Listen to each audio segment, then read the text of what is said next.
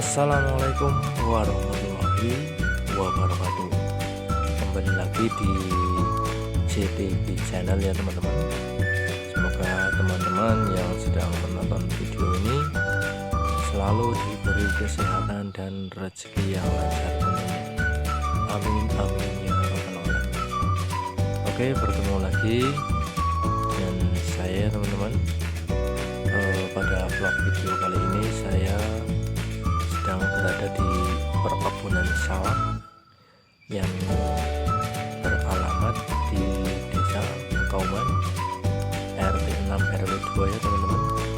Dan kali ini akan membahas tentang salak tersebut ya teman-teman.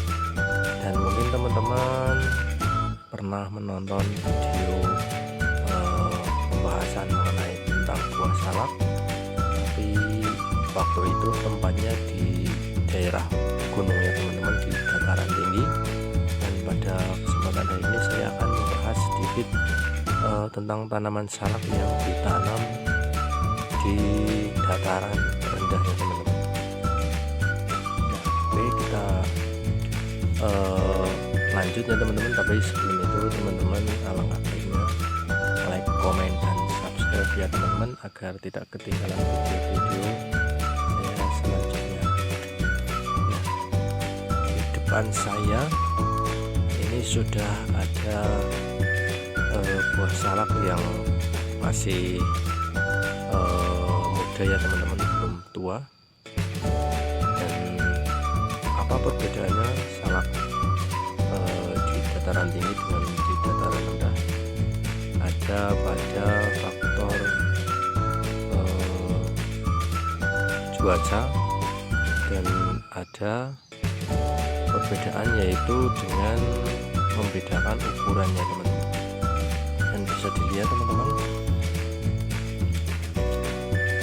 ukurannya kalau salak di dataran rendah itu cenderung lebih kecil ya teman-teman, seperti ini masih besar lagi. Tapi untuk ukuran dibandingkan dengan jenis salak yang yang berada di dataran tinggi itu lebih besar ketimbang salak yang berada di dataran rendah ya teman-teman.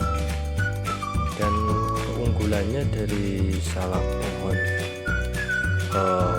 maksud saya itu salak pondok yang berada di dataran rendah, yaitu satu, bunganya itu bisa mencapai 4-5 juring ya teman-teman. Bisa dilihat ini, satu, hitung ya, 1, 2, 3, dan di sini 4 ya teman-teman. Rata-rata itu kalau salak pondok di dataran rendah itu bunganya biasanya antara 2-5, paling banyak 5 ya teman-teman. Contohnya seperti ini. Di sana juga ada yang 4, banyak sekali yang 4 ya teman-teman. Ini 2, di sana 3, rata-rata itu 3, 4 ya teman-teman. Mari kita berjalan-jalan membahas tentang persalakannya teman-teman. Oke, di sana juga ada buah salak pondok ya teman-teman. Gimana penampakannya salak buah pondok? Dan pada waktu itu saya juga sudah memperlihatkan contoh bunga salak pohon jantan untuk penyerbukannya. Nah, ini sangat mantap sekali. Ini ada 4 ya teman-teman. 1, 2, 3, 4. Dan maka dari itu, untuk mencegah terjadinya patah batang itu dikasih tali rafia seperti ini teman-teman, bertujuan untuk menyangga berat ataupun bisa menanggulangi terjadinya patah. Biasanya patahnya di sini ya teman-teman. Kalau di sini patah itu otomatis salak yang masih muda ini akan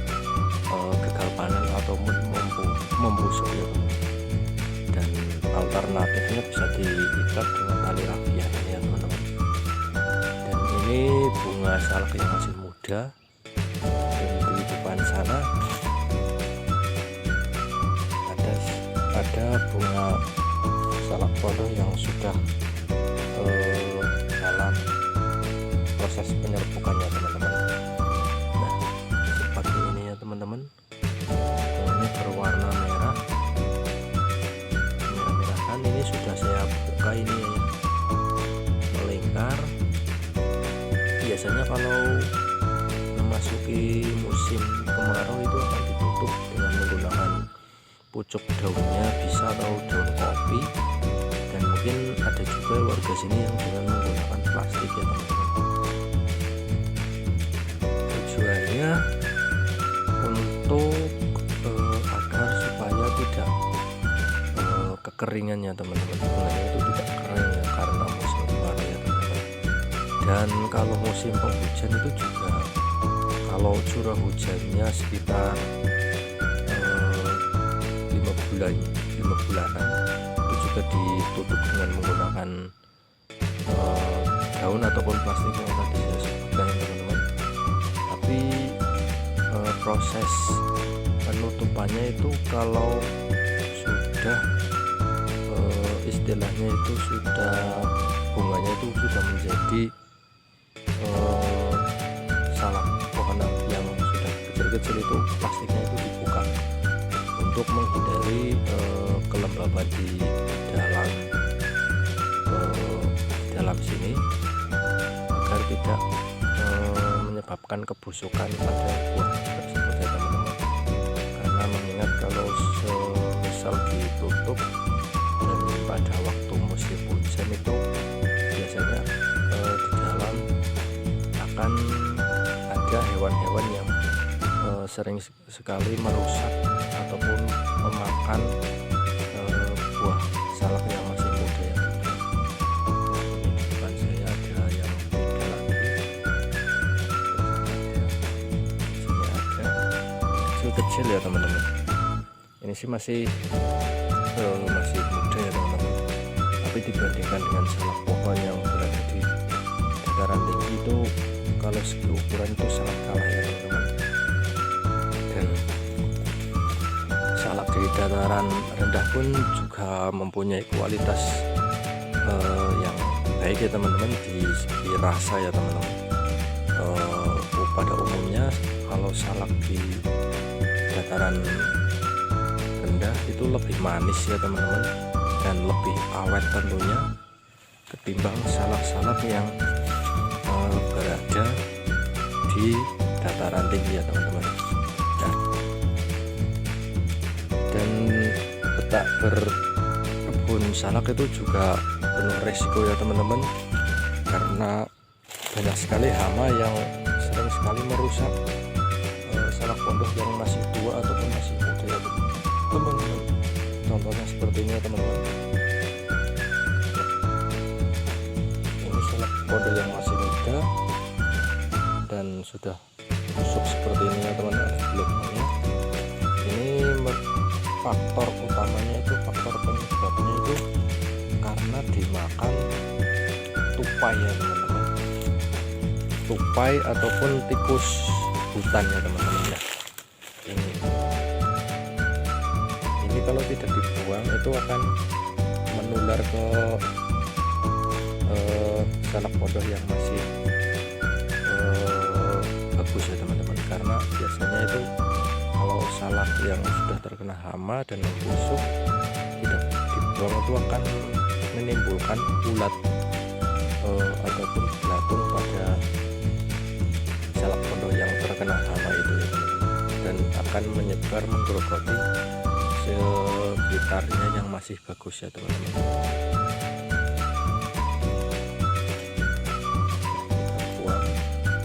Cukupnya saja ya teman-teman. Ini kurang lebih ada sekitar 2 bulanan lagi, 2 bulan setengah ini sudah panen insya Allah ya teman-teman. Ayo teman-teman, barangkali teman-teman ingin mencicipi salak